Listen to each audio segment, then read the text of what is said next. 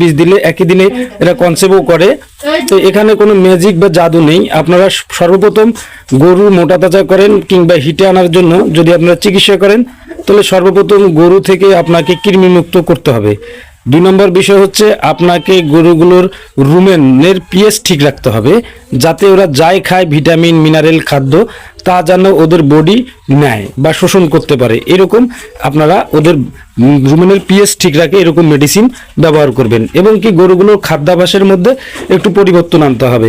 এবং ঘরের মধ্যে আমি ওনাদেরকে প্রথমে বলছি যে আলো বাতাস ঢোকার জন্য এরকম একটা ব্যবস্থা করতে হবে। এরা আলো বাতাস ঢোকার জন্য সেই ব্যবস্থাটা করছে। এবং নির্দিষ্ট সময়ের মধ্যে গরুগুলোকে খাবার দিতে হবে এবং খাবার শুকনো দিতে হবে। খাদ্য দানাদার খাদ্যগুলোকে শুকনো এবং পানি আলাদা দিতে হবে।